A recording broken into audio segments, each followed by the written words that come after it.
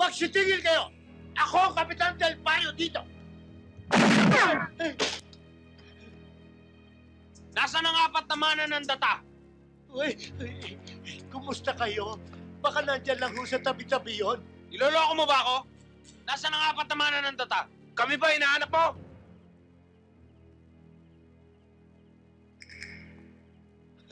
Sa wakas, makakabawi-bawi na rin tayo sa 10,000 ibinayad dati sa kanila.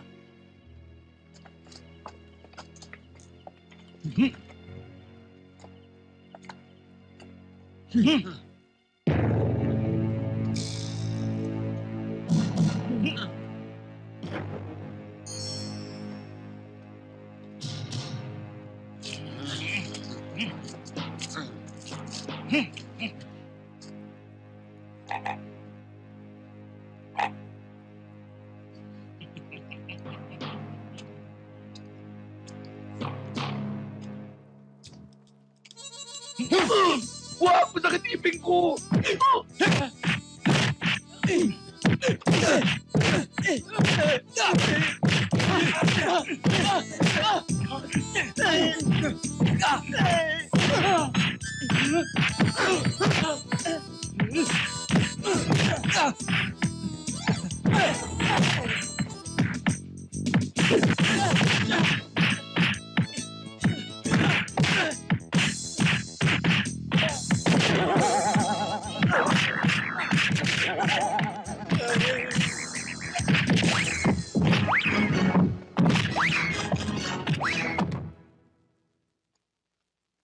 Kita nyo? Mga panis! Siguro naman, magtatanda na yung mga yan. Tayo na! Tapos ang 10,000 piso natin, anak! Tayo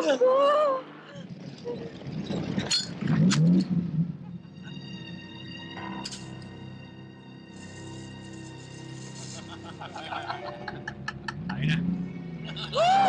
Sunog! Tatawag ako sa telepono ng bumbero! Naku,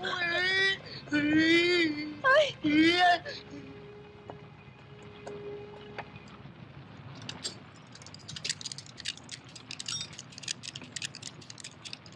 Hello? Hello?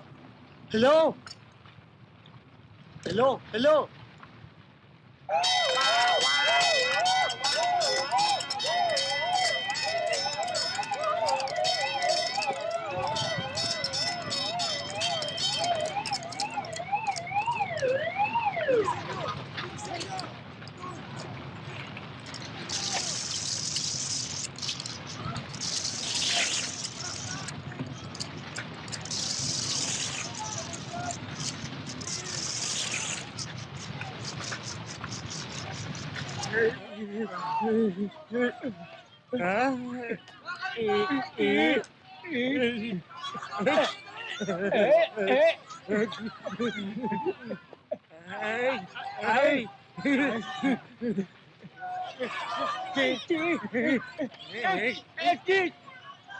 Hindi pa ho nasiyahan sa panggugulo.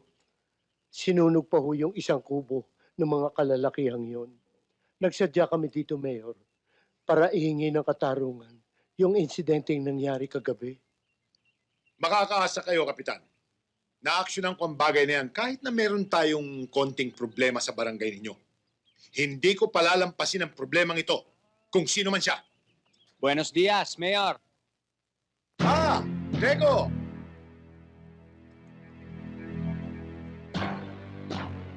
Grego! Buenas, Mayor. Mabutit dumating ka. Kanina pa kita hinihintay. Siya nga pala, Kapitan.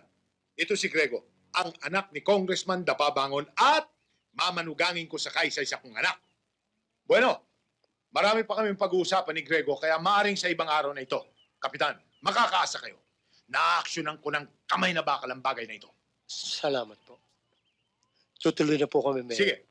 Kapitan, kapag sinabi ni Mayor, itagaan nyo sa bato. Ano yan? Salamat po. Yeah. Salamat po.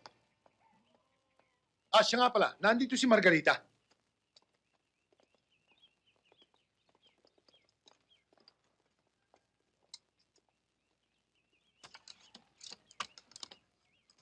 Kailangan magpatawag tayo ng emergency meeting ngayong gabi.